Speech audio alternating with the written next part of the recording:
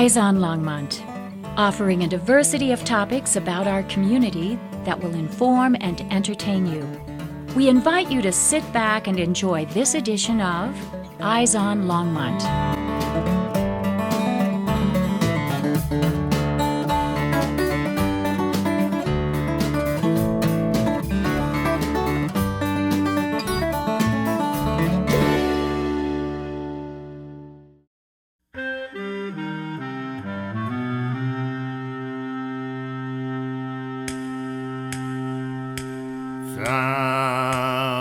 Some people say man is made out of mud. A poor man's made out of muscle and blood. Muscle and blood and skin and bones, and a mind that's weak and a back that's strong. You load 16 tons, what do you get? Another day older and a deeper in debt. St. Peter, don't you call me, 'cause I can go. I owe my soul to the company store.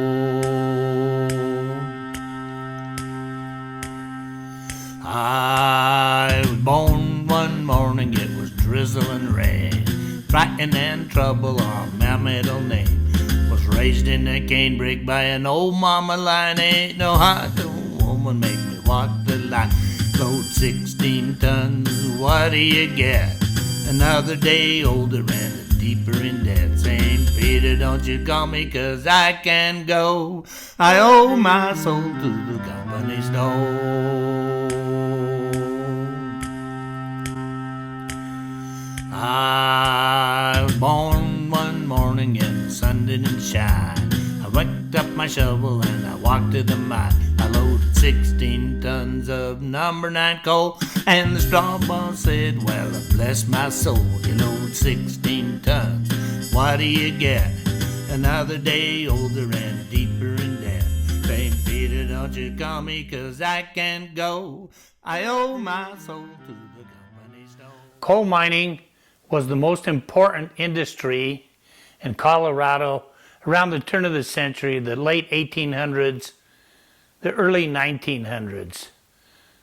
Coal provided the fuel that made steel, powered the railroad, and extracted the gold and the silver from the rock of the hard rock miners.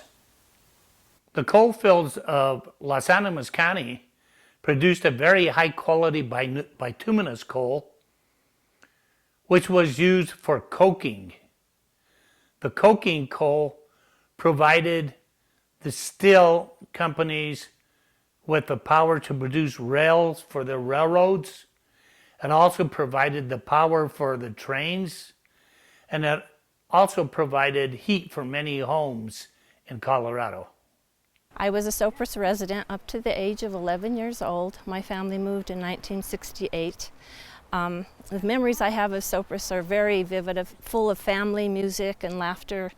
I know that Sopris was developed by Elbridge Sopris, who came as a Colorado volunteer in the early 1800s, and then he was in the Civil War and traveled again through the mountains and noticed outcroppings of coal. So he decided to go in partnership with a man named Don Francisco Gallegos, and together they were going to produce coal. In the meantime, they got an offer from, I believe, the Denver Coal Company, and then sold the land, and from there the company went to Colorado Fuel, CF&I.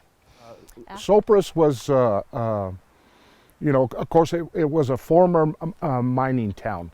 There was actually two parts to it. There was a coal, when coal was discovered or started mass production in the late 1800s, there was 3 coal companies that developed mines around the area, and the mine that was developed here was developed by Colorado Fuel and Iron. They worked the Sopris mine, and then when it closed, they went to the Frederick mine up the road, and then that eventually closed, and a lot of them still worked at the Allen mine.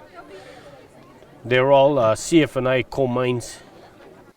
A few large-scale operations developed in southern Colorado. The largest of these was the CF&I Corporation. It was founded in 1880 by John Osgood, and later was acquired in 1903 by John D. Rockefeller and Gould. At one time in the late 1800s, CF&I produced about 75% of the coal in Colorado. And by about 1906, CF&I employed over 10% of the people that lived in Colorado, and these people were dependent upon this organization for their livelihood. There was a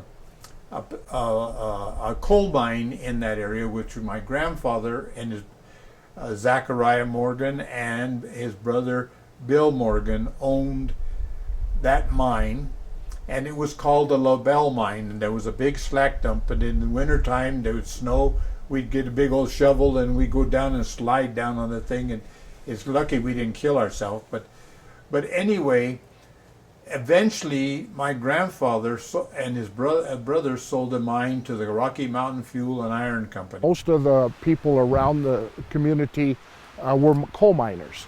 They worked mainly at the Frederick mine or the Valdez mine up just on the other side of the river, Segundo. That mine shut down in the end of '59. And so there was as a young person living there at the time, there was a lot of people that had to leave the area and leave Sopris just because their dads had lost their mining jobs there. There was another mine up what we called up the river, called the Allen mine. Some miners there, but most of the miners from the Allen mine at that time got jobs. They came from Morley, and they were the miners there because the Morley mine closed before the Frederick mine. So that mine closed, like I said, at the end of '59, and so from there, it was a change of community. I lost some close friends. You know, Sopris was founded by a lot of immigrants, basically that immigrated to the United States to work in the coal mines. That was a better living than where they came from. And it was a mixture of Hispanic people, European immigrants, and everybody got along. It was very interesting to have all those different cultures to be there. One time it was estimated that there was 24 different languages being spoken in the mines in southern Colorado. They even had an organization where they would contribute money, because in those days, if you got hurt or injured in a mine, you were out of luck. There was no workman's comp, there was no place to turn, so they would take some of their checks and give it to this fund, and then when someone was out of work or someone was injured or killed, the family had some kind of support. The coal mines were notoriously unsafe. Colorado was one of the absolute worst, second only to Utah. In the time period from 1884 to 1912, there was 1,708 deaths in the coal mines in Colorado. That was twice the national average. In the United States, during that 28-year period, 42,898 miners lost their lives in the coal mines. Coal mines were dangerous and dirty, and in the late 1800s, coal miners often worked 14 to 16-hour shifts and were paid very, very low wages. Oftentimes, they were paid in script. And when they were paid in script, that means the only place they could spend their money was in the company store. So they were kind of tethered to the company. The company, like CF&I, often built company towns in the canyons next to the coal mines, and then they charged the miners rent for their houses. So the company recovered almost all of the wages from the miners during this time period. There are many inherent dangers that occurred in the coal mine, the worst being a disease called black lung, which was caused by inhaling the coal dust day after day in these mines. Many of the miners suffered serious consequences in life, and death was one of the serious consequences. The other things that happened in the mine, of course, were explosions, water, which was flooding. Sometimes there would be floods in the mine, electrical accidents, accidents with the cars, methane gas, explosives, fires, all kinds of dangers in the mines that the miners had to face on a daily basis. The inspectors, to make the mines a little bit safer, they had mine inspectors that would go in every morning with a safety lamp, and they would inspect the mines before the miners went in to see if there was any dangerous fumes, methane that had seeped in overnight to keep the miners a little safer. However, that wasn't foolproof. In the Hastings mine, which was north of Trinidad, the inspector went in one day, and for some reason, he took apart his safety lamp, and then he tried to relight it with the match inside the mine. Well, there happened to be flammable gas around him, and he caused an explosion which killed 121 miners that day. Rarely, if ever, was the company found at fault for any mining accidents or any deaths. In the early 1900s, the Rockefeller CF&I Corporation, the Osgood Victor Fuel Corporation, and Palmer Steel Mill had almost complete control over all of the politics in Los Animas County and southern Colorado. You know, my grandparents came from Italy to coal mining. All four sides of my family are from Sicily, and they came here to mine coal. Both my grandpas dug coal, and so did my dad. And then later we bought coal from these folks to heat our house. Their dad sold us the coal to heat us our house. Yep. Yeah, so we stayed in the coal business. Darn, that was not good. My grandpa, right. Back age, you mean? What year? Oh, wow. Geez, I don't... Probably back in the 19... Had to be, those folks were probably born in the 1880s. At least, so they had to come in the 1900s. Yeah. From Sicily. Yeah, from Sicily. Yeah. And they somehow or another there was some sort of a network, and they had somebody who would sponsor them, and they knew that they could come here and get a job. My grandfather Ferry, he started first coming over to the United States in 1880.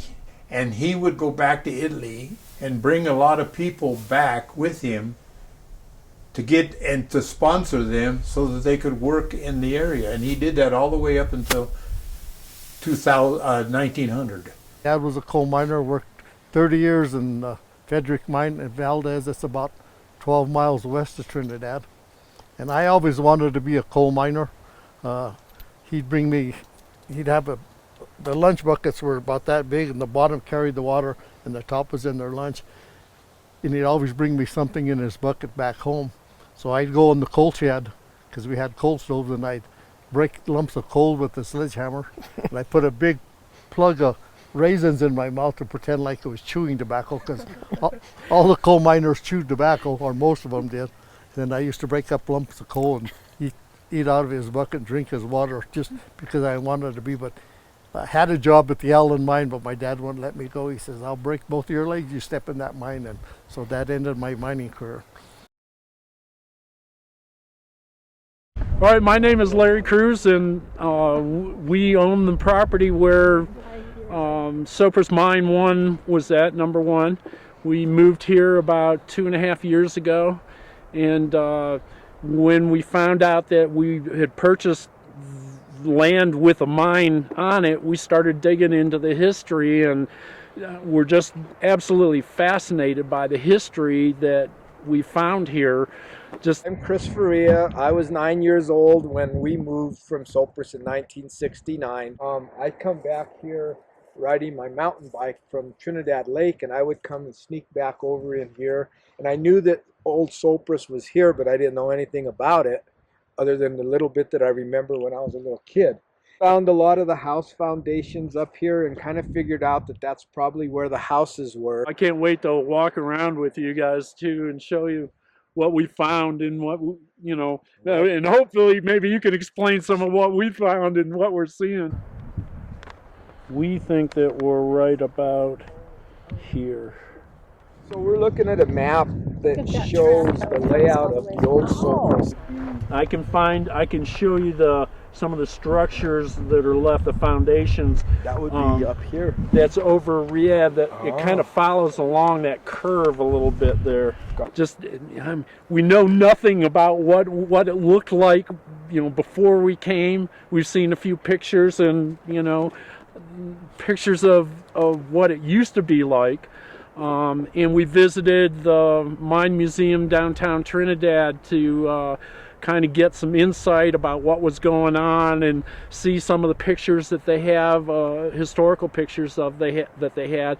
And that's helped us kind of identify some of the major landmarks here, particularly the mine entrance. They had a lovely picture that was probably about 3 feet wide of shift change at the mine entrance, and everybody is standing along next to a wall outside of the mine, and that's helped us. Although the mine has been closed and they blew it up for 100 feet, you know, inside, you can still see where it was at. The wall is exactly the same as the photograph downtown, so it's kind of really helped us. As best as I can figure, it looks like we're standing on about maybe 3 feet of sediment that's covered up, you know, the old tracks and that kind of thing. Okay, this is the entrance to the old mine. Here to that corner, they have timbers that went across, probably sitting on top of that concrete there, the cinder blocks there, over to here. You can still see, you can see the gully where the mine entrance was at. This mine operated primarily with mules. Yes. Because they couldn't take electricity into the mine. It was too dangerous. There was too high of a methane content. Right. And so they knew that, and so they hauled coal out of this mine using mules and the ore carts. And according to our map, those are the mule barns. Those are the mule barns right over there. You can see there's a couple of watering troughs still over there. One of them is sitting precariously on the edge of this gully, so I'm pretty sure that this gully wasn't nearly as deep back then. This is what we find amazing, is that, you know, there's multiple layers of coal here. Now that's probably a pretty crummy layer. I'm not a geologist, but there is a good geologist that lives up here, and he was telling us that this is part of the Raton formation, and they didn't have really good coal.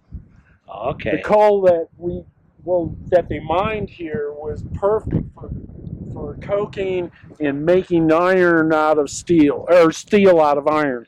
So they carted it all up to Pueblo to make steel. I mean, I was amazed at how much, you know, area that they mined out of here. I think I've heard that they pulled 9 million metric tons. They estimate that there's another 41 million down there. By the 1860s, gold and silver miners had pretty much panned the stream beds and left and went to the mountains and started digging for hard rock. Well, they soon found out that they needed to heat the rock to extract the precious metals, and coal became the fuel of choice. In order to get the temperature high enough to extract gold and silver from the rock, had to have a special type of fuel called coke. So the coking coal was burned in the coke ovens for several days with very, very little oxygen until it turned into coke. Coke basically is a fuel which it takes coal and it eliminates all the impurities out of the coal, and then it's able to burn at a much, much higher temperature, up to 1,000 degrees or more.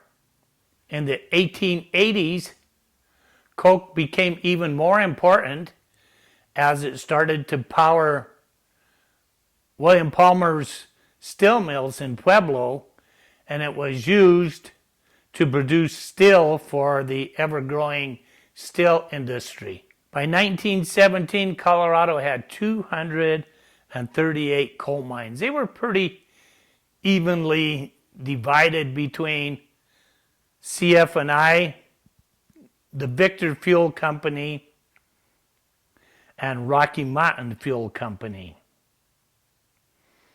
That year, the coal mines produced a total of 12.5 million tons of coal. That was in 1917. That was nearly a 2 million increase over the year before. We think it may be a ventilation shaft that goes into from the side of that mine entrance. But I got down on my hands and knees and shone a flashlight down there, and it goes down at a pretty steep angle, probably about 30, 40 feet, and then makes a cut to the right. It's unusual in that there are two depressions here, and if you look at it, the walls are kind of sloped. So I don't know what they did here, but this is the electrical shop right here. Okay. Which is on the map. Let's see, the map would be in this direction.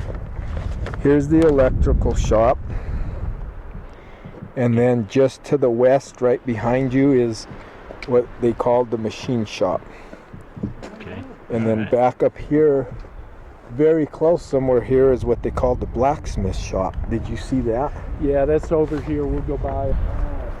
So Larry, yes, wouldn't you say that's a support where they ran a bridge across, where they ran the railroad up towards the mine? Yep. And I think there's a corresponding wall on the other side where the bridge used to cross at.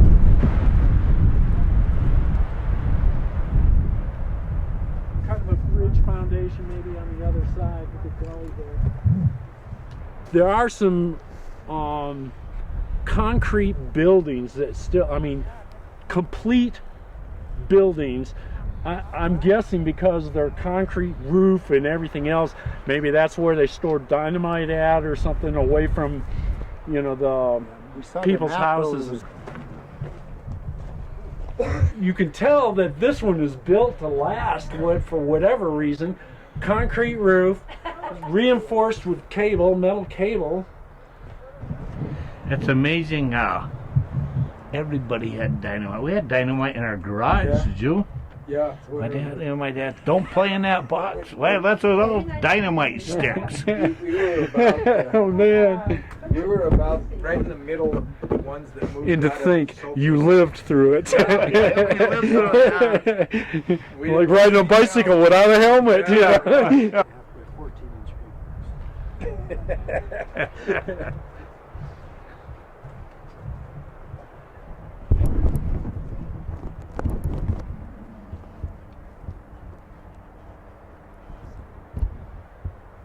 We came over here on like a Saturday morning because the older kids that were in high school and stuff knew how to get back here and where to go. Mine number 2, I still remember, it was open. It was like you could go in it.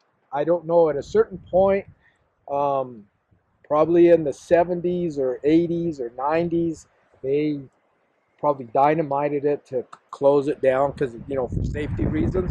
Del Dosa. Yes. He leased the mine from Colorado Fuel and Iron, and he operated it for about 15 years, 20 years, I think, as an individual. Right. As a kind of a private entity. Yeah. And I think it talks about it in the book. What I want to point out is how much railroad rail they used to build a platform here. I see something buried right there that looks kind of like an archway. This is where I thought Sopris 2 was at. I don't know that it is. See, there's still some rail right here. This one is the machine shop. Okay. So, because it's so close to it, it has to be that right there. So this is a building that I found very interesting. It's a larger building. So these are some of the most intact walls we still got here. And there are a couple of really interesting features in this one. I noticed this thing first, and then exploring around further, I found a second one right over there. You know, I can't imagine that they would actually smelt metal in here, but it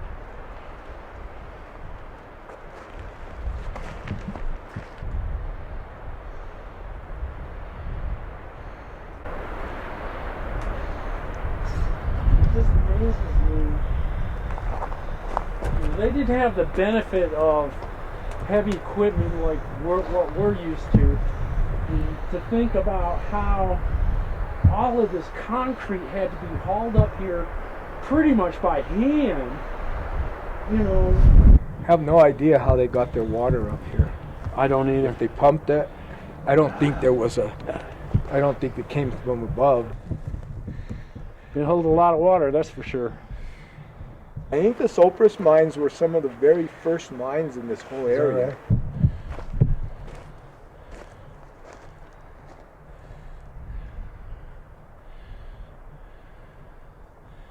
Thinking this part of this is the housing area, part of a sidewalk.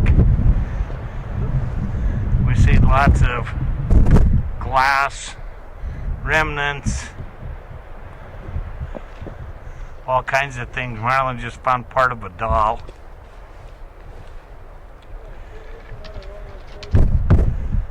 Definitely domestic. Yes. Where do they go? What else would it be? I mean, but look how, well, probably the bottom's all washed out, but still. Maybe that's all it was just a drainage ditch to protect the houses on both sides. Keep the water from disappearing into the sides. The mining companies built what they called company towns. And so there was a coal camp or a company town called Sopris. And then right adjacent to it was basically an unincorporated town also called Sopris, and that's what I remember more.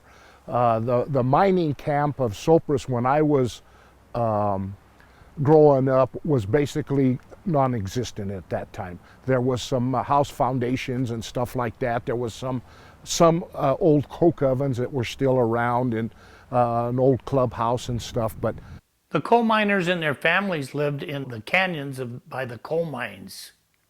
They purchased all of their food, their alcohol, their supplies from the coal company store. Miners, most of the time, or a lot of time, had to buy their own pick and shovel. The priests, the doctors, school teachers, and all of the support people in the coal camps or the coal towns were all employees of the coal company. As we get more toward the mid of the 20th century, coal kind of lost its share to oil and natural gas. However, there were still places like in Moffat County that continued producing coal, and up into 1943, Moffat County produced 100,000 tons of coal. The shift also was from slope and shaft mining, deep mining, to open pit mining, where they take off the top layer of the soil and use heavy machinery to get to the coal veins and load the coal. A few coal mines are still in operation today. All of the mines that are in operation are on the western slope. Moffat County Routt County, the West Elk mine down by Paonia, and there's another mine down in the Durango area. 2003, the production was around 39.9 million tons, and it has dwindled down, at last count, to about 12.3 million tons. All of the coal produced today is used in the power plants to generate electricity.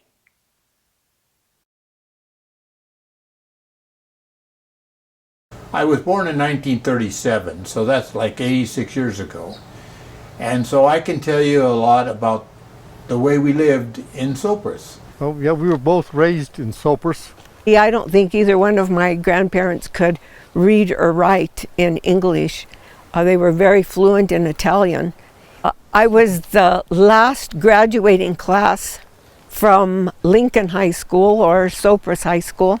I think there were probably 15 in our graduating class. Back when I was born, the kids were born at home, and the grandmas were kind of like the midwife, I guess you would call them.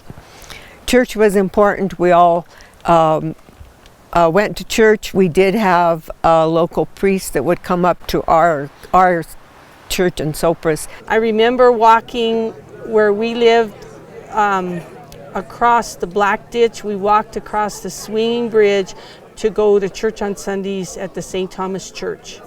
I went to the Lincoln School till the 4th grade.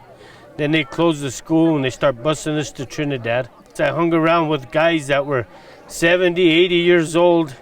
We'd go pick piñons, go pick chicoria. So I got to know a lot of the old people from Sopris, probably some of the first generation that came here. And then my dad was in the coal business, so he made home coal deliveries. Went to the house, you unloaded the coal, and then you had to go in and you had to eat and you had to have a glass of wine. That was a custom in Sopris. Spent probably the first 14 years of my life here. Behind me is right up here was Carpio Ridge. I remember being up there quite a bit as a kid because there were several ponds up there. They had a lot of bluegill and bass in that belonged to Mr. Langowski. And behind and on the other side of us here was a big slack dump. At one time, when the snows would come, I had a toboggan, and Sal Materano, Jerry Martinez, and myself, we came down the side of that slack dump on that toboggan and hit an arroyo, like to kill all three of us. But we were lucky. We survived that, destroyed the toboggan, but we survived that. I can remember walking home through this meadow here, which was, we've probably been, back in the day, it had been Mr. Lucia's. In the fall, I'd watch to see how many doves there were. And if there were a lot of doves, well, I'd go home and get the shotgun and I'd come out and go hunt at 10, 11, 12 years old. Again, I was 9 years old when I lived there. It was fun. Baseball was a big thing, outdoor things. We didn't have cell phones. We didn't have really good TV reception. We got 3 channels on our TVs back then, and most of them were like watching TV through a snowstorm because it wasn't a very clear TV station. Still remember across the street from us, the Cazalters were one of the first people in Sopris to get a color TV. And it was a big deal. I got to go over my friend's house and watch the Flintstones in color. Yeah, that was kind of cool. And you know, we didn't have indoor plumbing at all. We had outhouses. And so what you do is you take a number 3 metal tub and you put hot water in there, and that's how you took your bath. You know, it just seemed like throughout the day, you know, we'd do our chores in the morning, basically to try to beat the morning or the heat in the summertime. Afternoons, we'd usually, you know, ride our bikes or do some, you know, play. Late afternoon, early evening, just right after supper, we'd get together and usually play baseball. And then about the time it got dark, then we started playing hide and go seek and kick the can. After school or on weekends, all the kids would get together at the school grounds, and we'd have baseball games. We used rocks for our bases. We had balls that were torn up. We would get tape from the miners' dads and retape the torn up balls because we just didn't have a whole lot of baseballs to use. I had a baseball. I never got to play. The big kids played. I was just a little 9-year-old kid, 8-year-old kid. But one day I had a brand new baseball. So I brought my baseball down to the lot. Our schoolyard was our baseball field.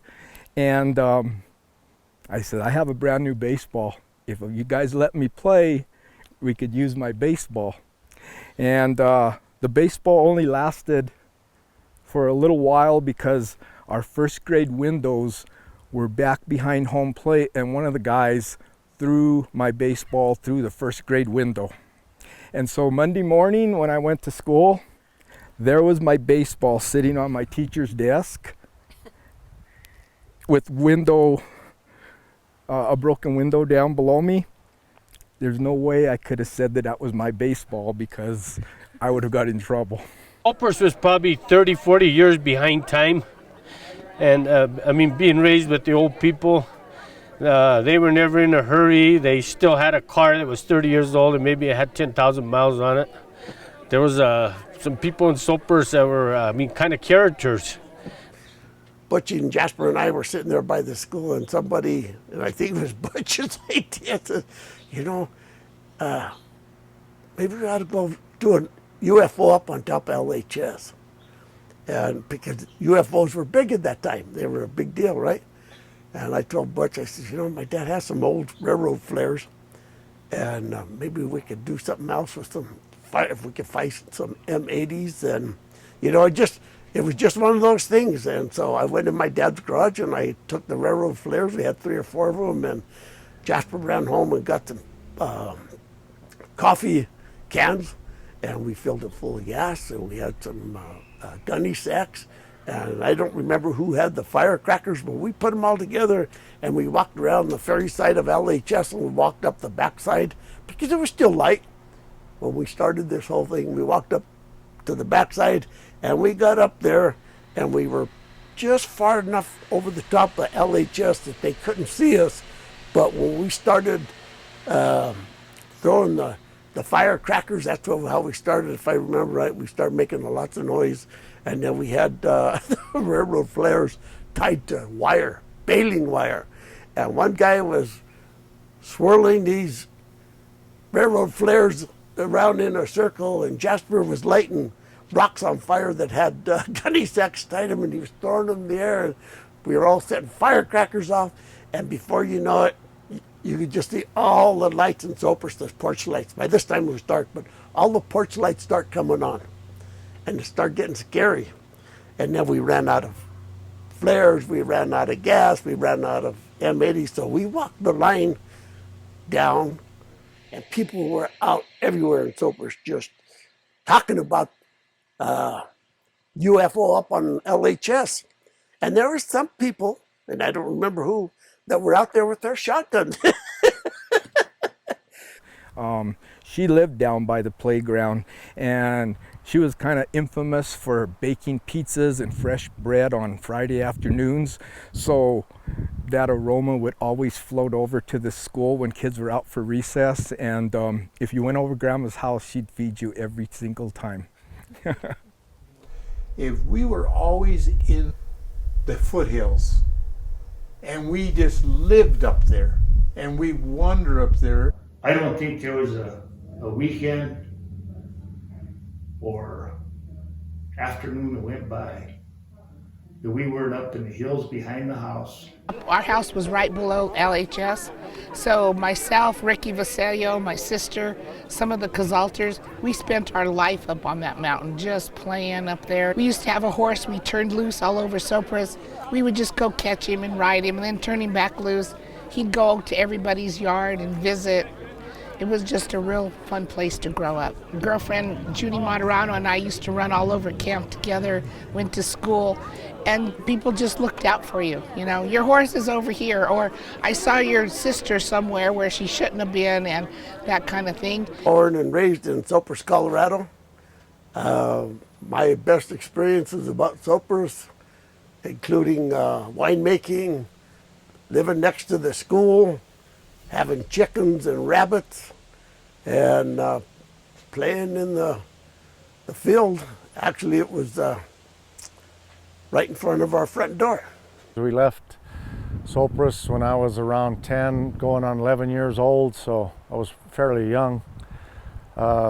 My dad owned a bar in Sopris, the Frontier Tavern, and I acquired a lot of names from different customers that he had. Santiago, Sylvester.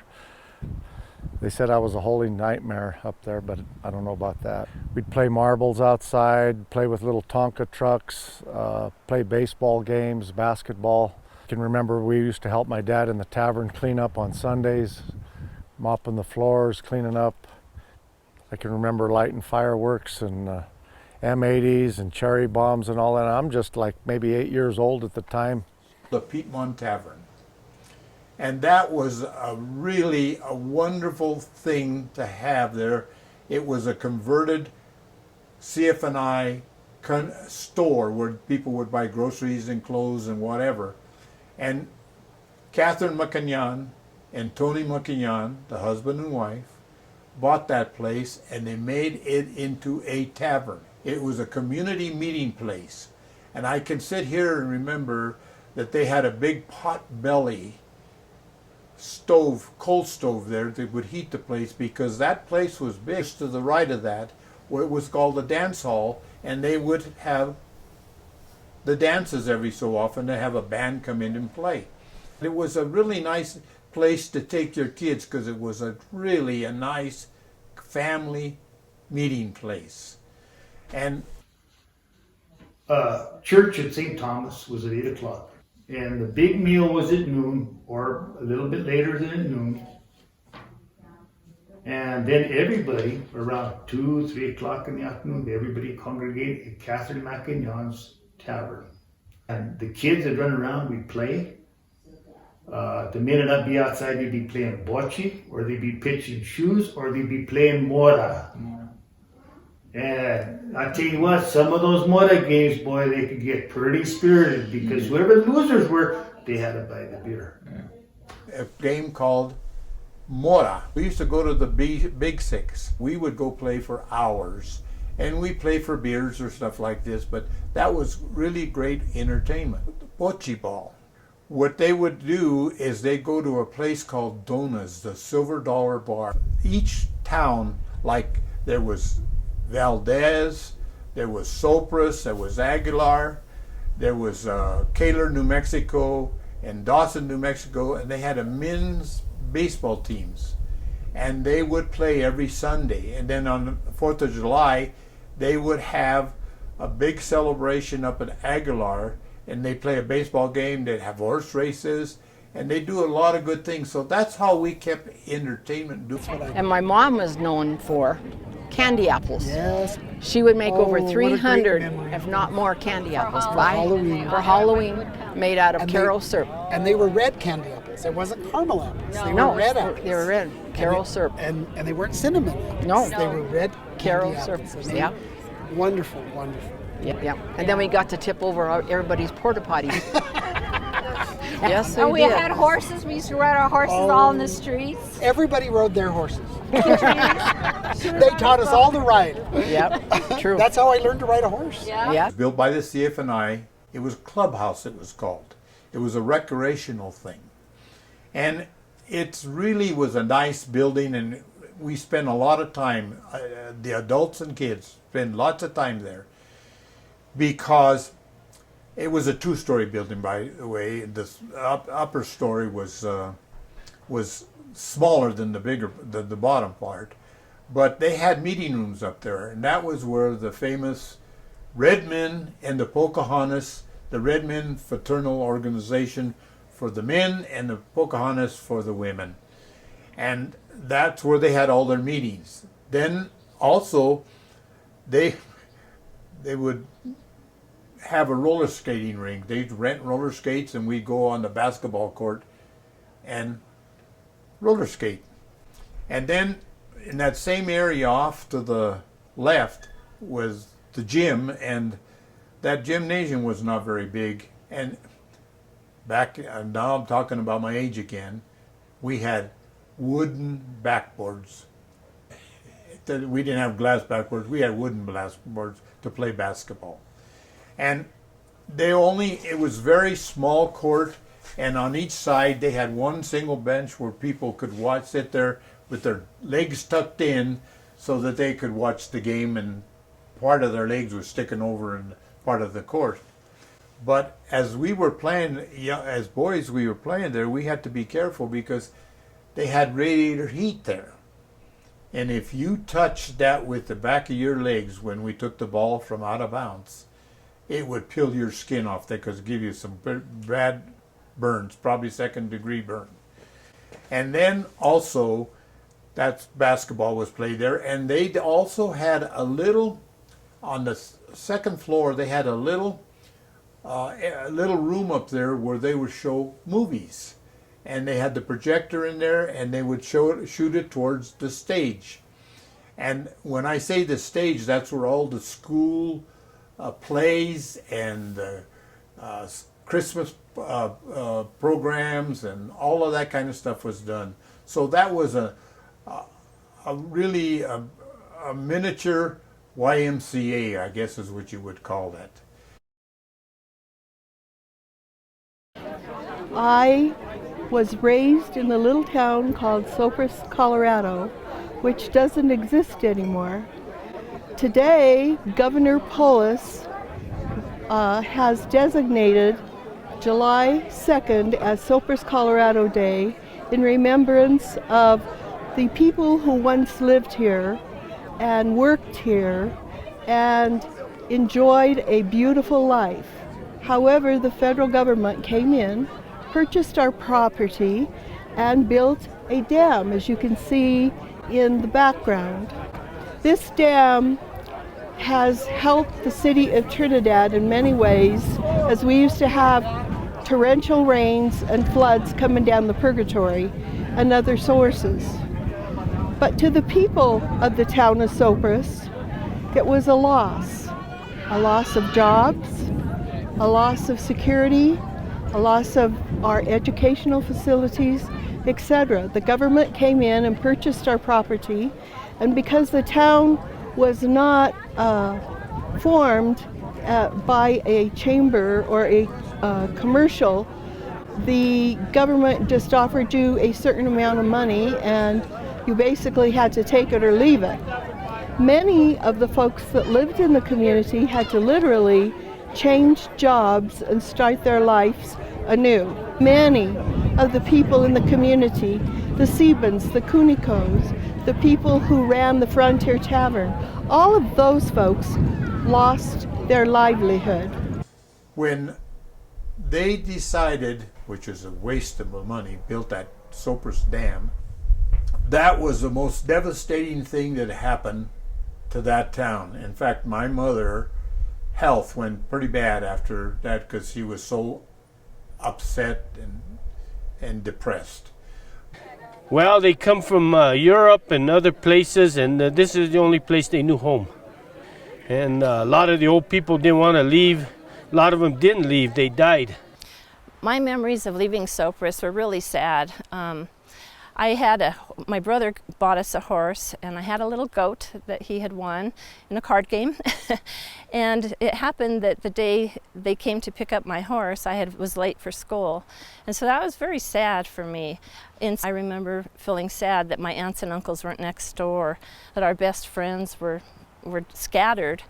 And as a child, I was very uneasy about starting school in Trinidad. Sopris was small. Trinidad to me seemed enormous. I was only 11. But it was just a sad, sad time for me in my life. Other people that have left their hometowns have places to go back to. Our little town is underneath Trinidad Lake, and so it was very sobering for me.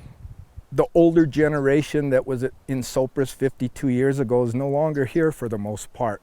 I'm very proud to say I lived in Sopris until I was 9 years old, and I hoped I could pass that on to my kids.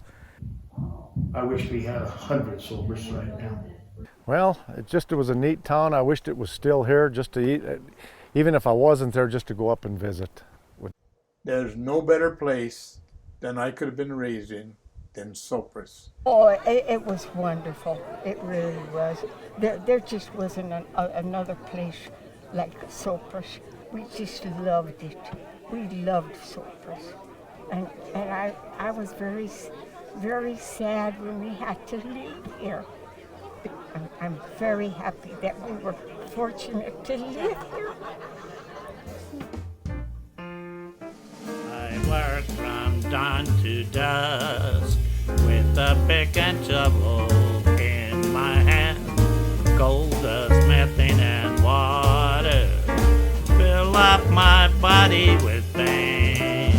I wish I would be treated as good as they treat my mule.